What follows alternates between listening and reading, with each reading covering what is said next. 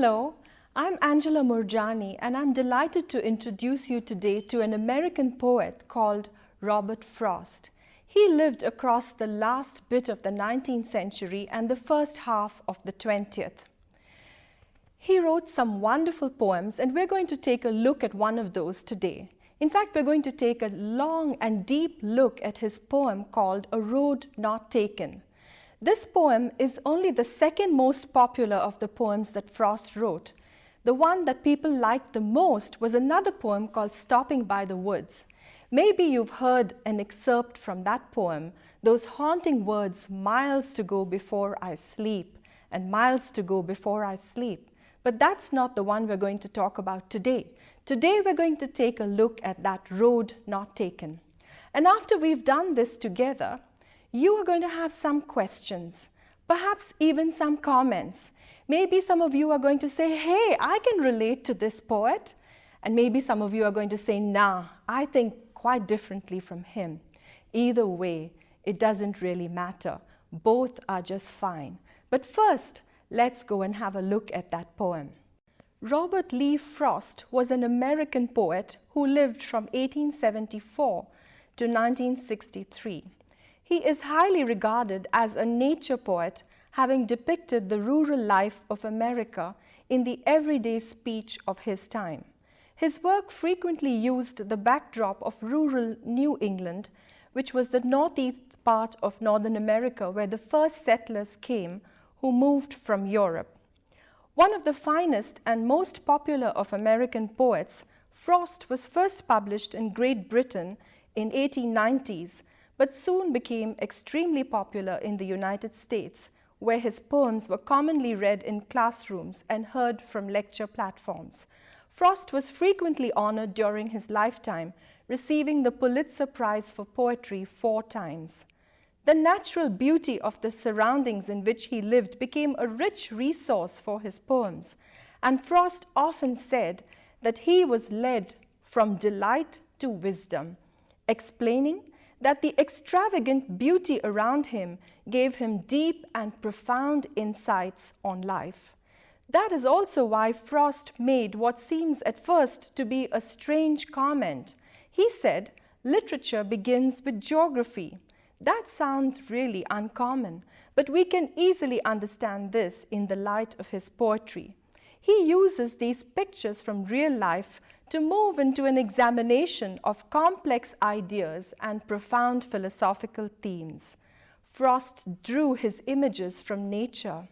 The stars, the streams, trees, paths, snow, and the country farmhouses, all of them became powerful symbols, leading the poet to think upon deeper truths.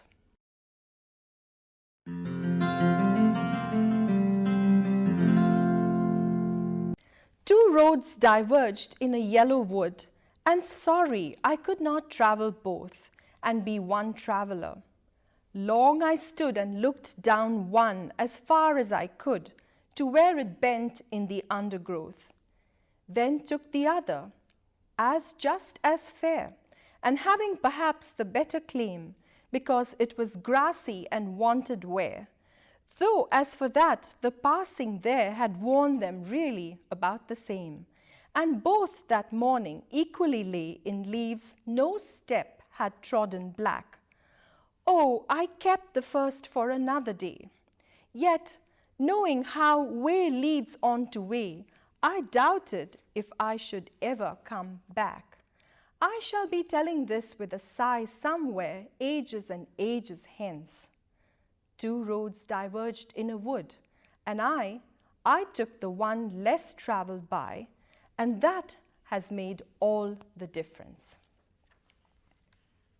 It has been said that a picture is worth 1,000 words. Everybody who works in advertising, graphic designers, artists, cartoonists, their very livelihood is based upon this truth. Yet, who understands this concept or who has made better use of it since even the beginning of time than a poet? A poet uses word pictures or images to convey complex emotional meaning in a few words. This is a tool on which the very craft of a poet is based. Languages abound with these kind of images. Such images are often known as metaphors, and you find them in whatever language you look at.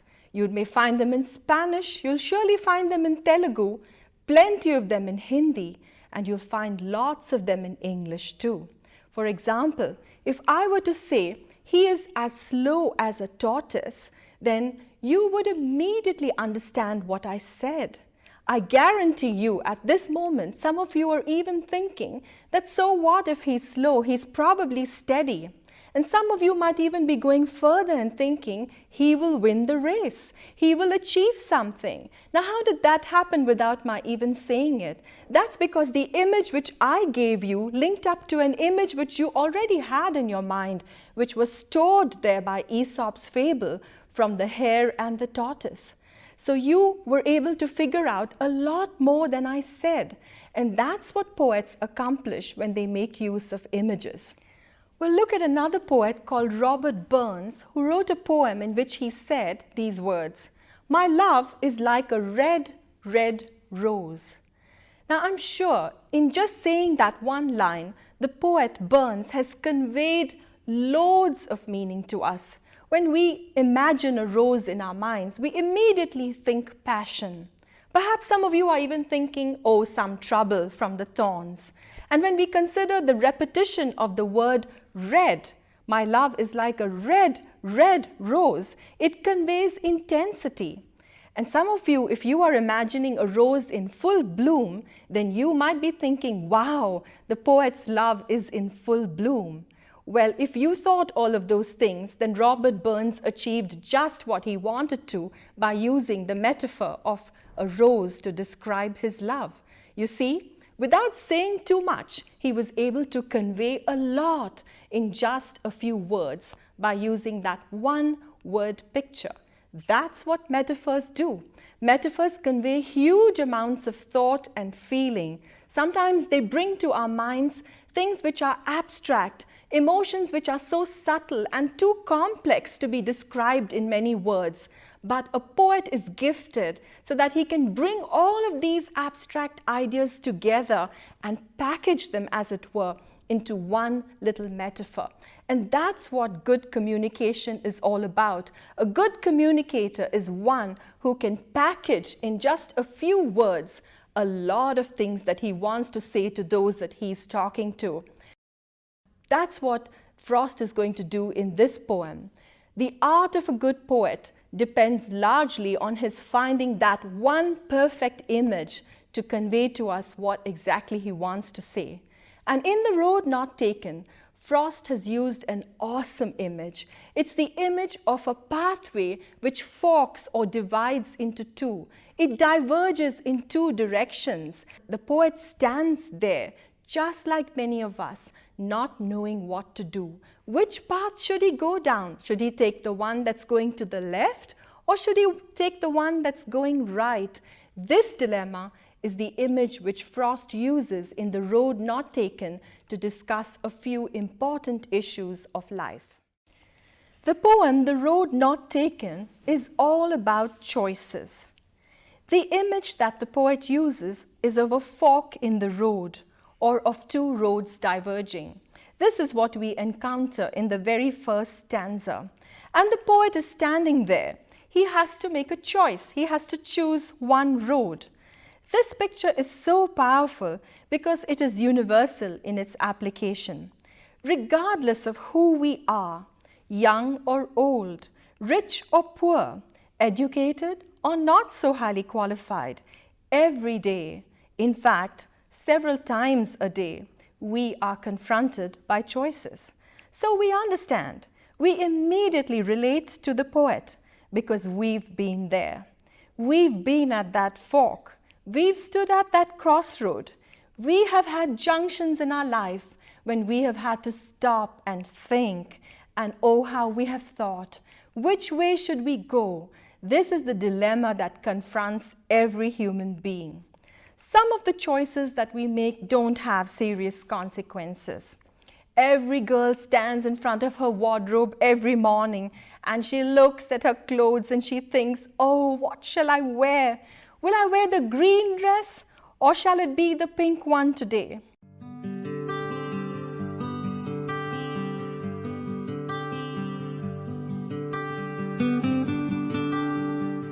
I'll take one chocolate cornetto. I would prefer a butterscotch ice cream.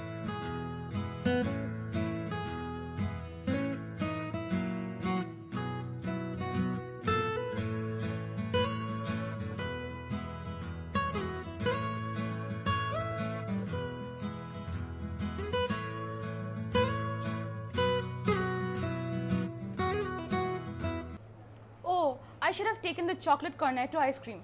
It looks a lot more delicious than mine. Well, in these matters, what decision we take doesn't really have serious consequences.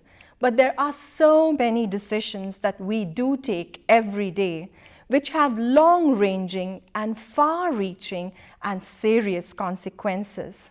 Maybe some of you are thinking, what course should I take? So what's your future plan like?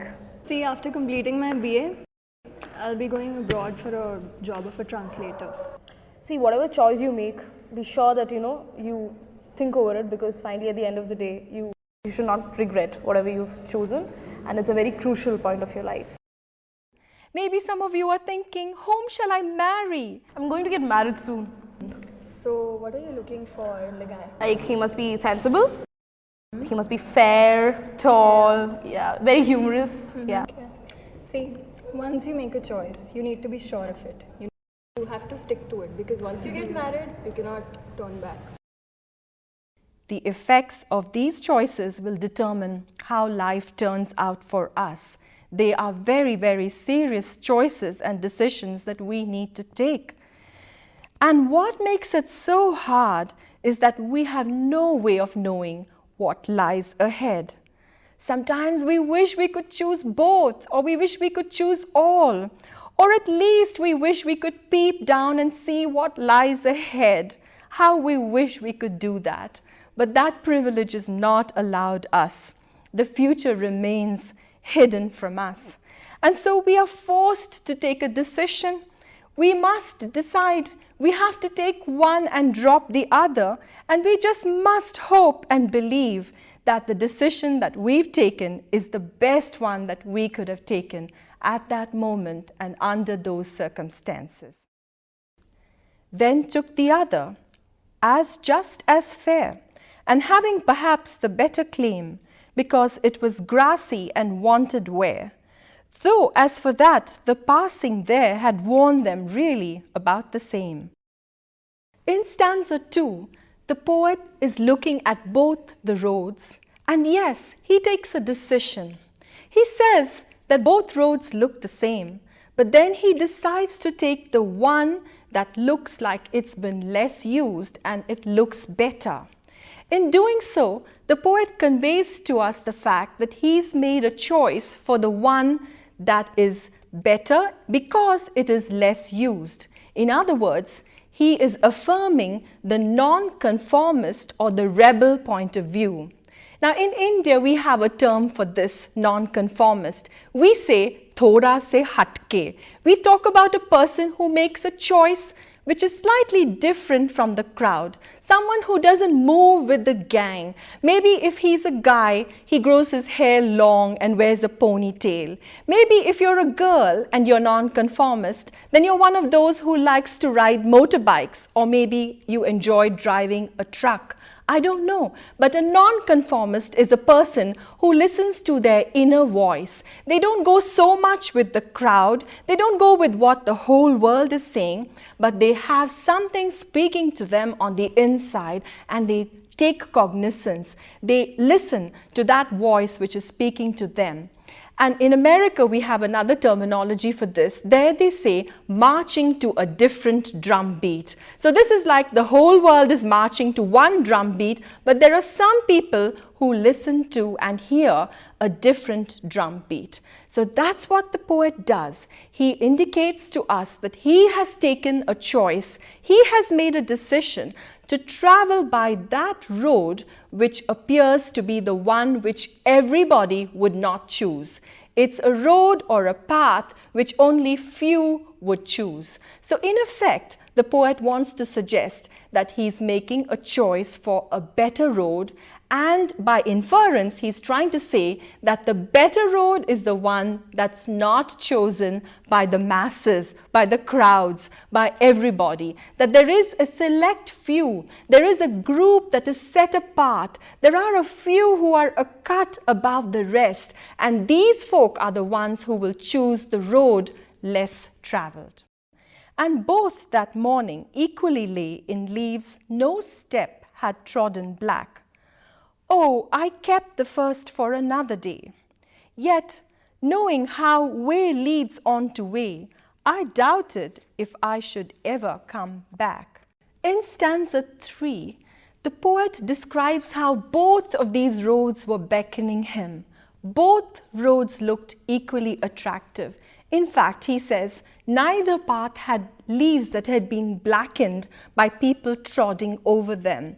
And yet, he thinks that he must choose one now, but he says that he would come back again in the future and take a look at the other road. How like us that is. I know that every one of us can identify with this dilemma that confronted the poet at this moment. We've been there. We've stood at the crossroad and we wanted to take this road and then felt like we must take that road, and then we wanted to change our minds and go back down the other road. And so the poet rationalizes and he says, okay, I'll come back another day and I'll take the road which I can't take today. But we know, and the poet knew, that that would never happen. Once you walk down the road, other paths open up, other doors open up, and you keep moving from one to the other so that it becomes impossible to go back to those choices which you excluded yourself from the day you took a choice in favor of one. Now, this is such a common human predicament that when the poet talks about it, we can so relate to him.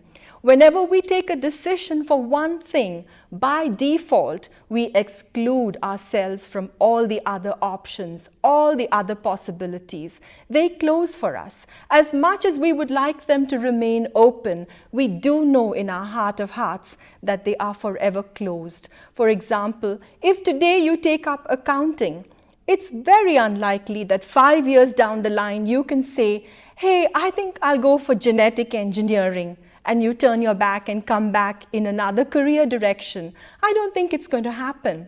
Likewise, if you're a guy and you are marrying Neeta today, I don't think 4 years down the line you can change your mind and say, hey, no, I think I like Rita better.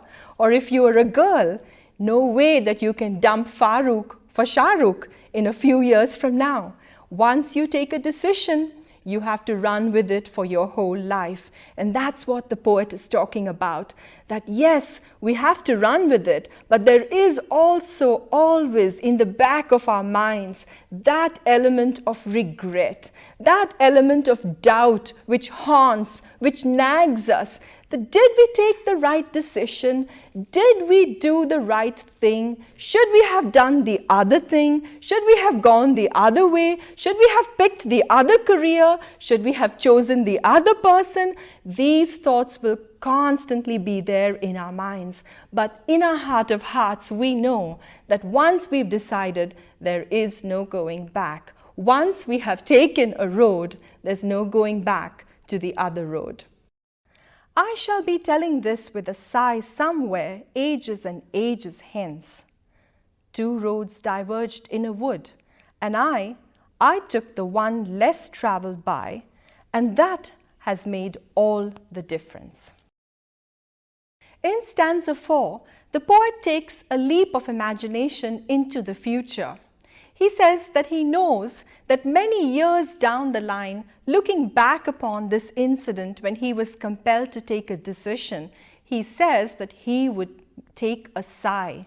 Now, the poet remains ambiguous in that he does not tell us whether this would be a sigh of relief, or would it be a sigh of regret, or indeed would it be a sigh of satisfaction. Now, that is so like all of us, isn't it? when we take our decisions, we hardly know how they're going to end up. I know many of us are even at this moment thinking about some decision that we took way back. Decisions come back to confront us with the choices that we've made. They almost stand before us and ask, was that the right thing for you to have done at that moment? If you had done this, would life have not been better? Or indeed, would life have not been worse? And this makes Robert Frost come so alive to me. And I know that this is what's happening to you too, because you've been in the same position. Life has its way with us, doesn't it? There is this old saying that says, the grass is always greener on the other side. When we look at other people's lives, often our own choices come back to haunt us and we think, oh, we had an opportunity to do that, but we let it go. Or we should have done this, it would have turned out better. Suddenly, there's a shift in the tone of the poet. From ambiguity, he moves towards affirmation. There's a positive note as the poet ends the poem by saying that he is glad he made that choice. He supports his decision to take the road that's less traveled. It's almost as if he's congratulating all those people who don't move with the crowd, all those people whose lives are set apart, all of those people whose lives are different because of the choices that they made. All of a sudden, the poet says that he knows that his life is different because of that choice which he made. He says that is what made all the difference to his life.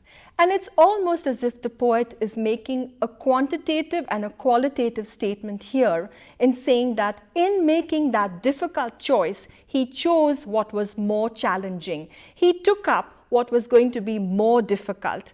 Possibly, he's even talking about taking a stand morally, because when we do take a stand morally, that's always the more difficult path. It reminds me of another poem by a poet called Rossetti called Uphill. In that poem, the poet Rossetti talks about how this path of life is like walking up a hill, and it's a winding path, and the higher you get, the more difficult, the more obstacles and the more challenges. But yet Rossetti talks about the satisfaction that one achieves in walking this hill, in climbing upwards. And there's sort of that same element of pride in taking the road less traveled in Robert Frost's poem. He supports that choice. He affirms his decision. He almost pats himself on the back in saying that, yes, in looking back, I know I did the right thing.